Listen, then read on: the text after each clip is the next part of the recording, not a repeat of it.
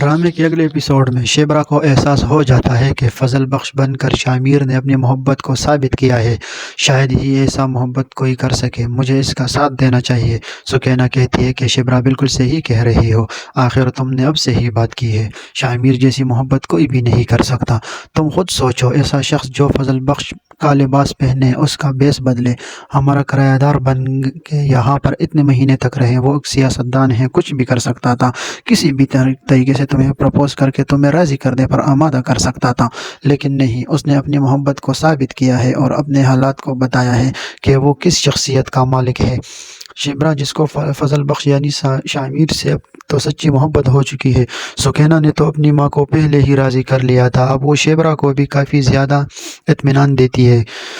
میرا کہتی ہے کہ اب تو اور راضی ہے۔ شیبرا کہتی ہے کیسی باتیں کر رہی ہو، جانتی ہو نا بابا کو معلوم ہو گیا نا کہ وہ فضل بخش نہیں بلکہ شامیر ہے، انہوں نے سیاست میں ان لوگوں کے ساتھ کتنا ساتھ دیا تھا ماضی میں، وہ کبھی بھی میری شادی وہاں پر نہیں کرائیں گے۔ یہاں تک کہ سکینہ کہتی ہے کہ یہ بھی تو ہو سکتا ہے کہ اس حقیقت کو ہم بابا سے چھپا کر رکھیں۔ اب اس ڈرامے کا ایک نیا موڑ ہو سکتا ہے کہ اس حقیقت کو چھپا کر کیا وہ فضل بخش کون ہے اپنے بابا کو راضی کر لیں گی۔ شیبرا اور فضل بخش یعنی دونوں کی شادی کروا دیں پر شیبرا اپنے بابا سے کہے گی کہ میں اس لڑکے کے ساتھ شادی نہیں کرنا چاہتی، بلکہ میں فضل بخش کو پسند کرتی ہوں، اس سے شادی کرنا چاہتی ہوں۔ بابا، اس کے بابا کہیں گے بیٹا جو فیصلہ کرنا ہے سوچ سمجھ کر کرنا، میں تو شروع دن سے ہی تمہیں جانتا ہوں کہ تم کس قدر نڈر اور بہادر ہو، تم اصولوں کی بہت پکی ہو، جو فیصلہ کرو گی وہ اچھا ہی ہوگا، لیکن میں صرف یہ کہنا چاہ رہا تھا کہ تم دونوں میں زمین آسمان کا فرق ہے۔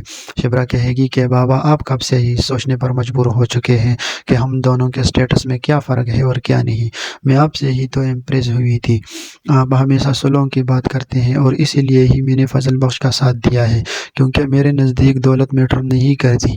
شیبرا چاہ کر بھی یہ نہیں بتا سکتی کہ وہ شامیر ہے اور کتنا بڑا سیاستدان ہے، وہ اپنے بابا کے سامنے ایسے باتیں رکھتی ہے جس کی وجہ سے اس کے بابا راضی ہو جاتے ہیں اور آخرکار شیبرا اور شامیر دونوں کی شادی کی تیاریاں بھی شروع ہو جائیں گی۔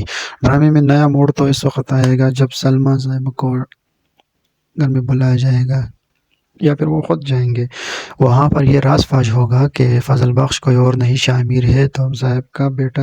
یہاں پر شیبرا اور شامیر دونوں کے ملنے میں بہت بڑا رکاوٹ پیدا ہو جائے گی۔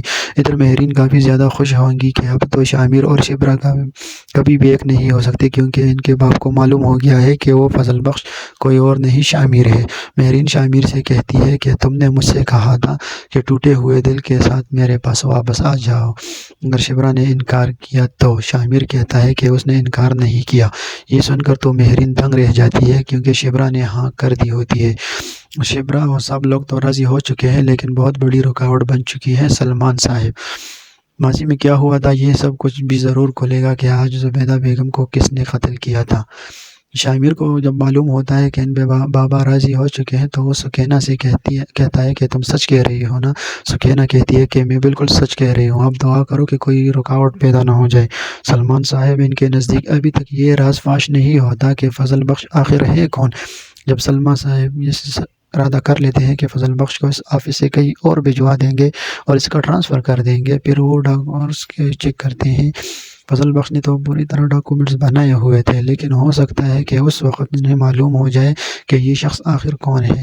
آگے جا کر سلمان صاحب کو معلوم ہو جائے گا کہ فضل بخش جیسا کوئی بھی لڑکا نہیں ہے، بلکہ یہ تو شامیر ہے، داؤد صاحب کا بیٹا۔ اس وقت سلمان صاحب تو آگ بگولا ہو جاتے ہیں اور کہتے ہیں کہ ایسا کیسا ہو سکتا ہے کہ وہ شخص میرے بیٹے کی خاطر یہاں پر رہتا رہا۔ پھر وہ سوچتے ہیں کہ وہ اپنی محبت میں شاید کچھ بھی کر سکتا ہے، اسی لیے اس نے یہ سب کچھ کیا۔ سلمان صاحب داؤد صاحب کے پاس جاتے ہیں، ان کے گھر میں جا کر ان سے کہتے ہیں کہ پہلے ہی نفرت کی وجہ سے تم لوگ ہمیں سیاست میں دور کر چکے ہو اور ہم نے بہت سالوں پہلے ہی آپ لوگوں سے کنارہ کشی اختیار کر لی تھی۔ میں اپنے بیٹی کو اس طرح ذلیل نہیں ہونے دے سکتا۔ جو کچھ زبیدہ بیگم کے ساتھ آپ نے کیا ہے نا، وہ ساری حقیقت میں جانتا ہوں۔ ماں صاحب زبیدہ بین کے قتل کی بات کریں گے۔ سلمان صاحب کہیں گے کہ میرے بیٹے کا آپ لوگوں کے ساتھ کوئی تعلق نہیں ہے، پہلے آپ نے میرے بیٹے کو جیل میں ڈلوایا، حالانکہ اس کی کوئی غلطی نہیں تھی۔ داؤد صاحب کہتے ہیں کہ اس کی کوئی غلطی نہیں تھی، بڑے مجمع میں میری انسلٹ کی اور تم کہہ رہے ہو اپنی بیٹی ہے نا اس لیے۔ سلمان صاحب کہتے ہیں کہ اپنی بیٹی ہر کسی کو ہی پیاری ہوتی ہے، لیکن جو اصولوں کی بات کرے اس کا ساتھ تو ضرور دینا چاہیے۔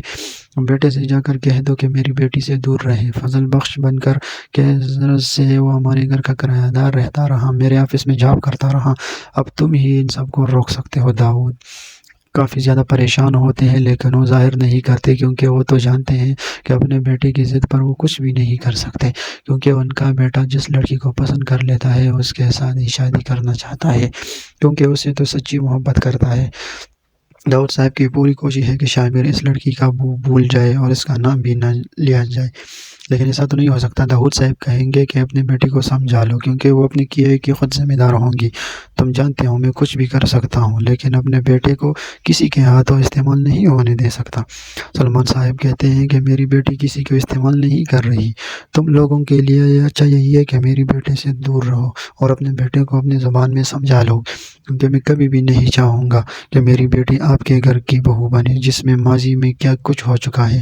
میں یہ بھی نہیں چاہتا کہ میری بیٹی شبرا کا حال وہی ہو جو زبیدہ بیگم کا ہوا تھا، انہوں نے بھی تو کو سچ کا ساتھ دیا تھا نا، اور وہ بھی اصولوں کی بہت پکی تھی۔ سلمان صاحب کی باتیں تو داؤد صاحب کے چہرے کو لال کر دیتی ہے۔ یہ کہہ کر سلمان صاحب وہاں سے چلے جاتے ہیں۔ پیچھے سے داؤد صاحب کافی زیادہ غصے میں ہوتے ہیں اور کہتے ہیں کہ یہ ماضی کے باتوں کو ابھی بولا نہیں ہے۔ یہاں تک کہ مہرین اور داؤد صاحب کے پاس آتے ہیں کہ داؤد انکل آپ کو جو کچھ کرنا ہے نا جلدی کیجیے، ورنہ شبرا شامر شادی بھی کر سکتے ہیں اور آپ کو بنا بتائیں۔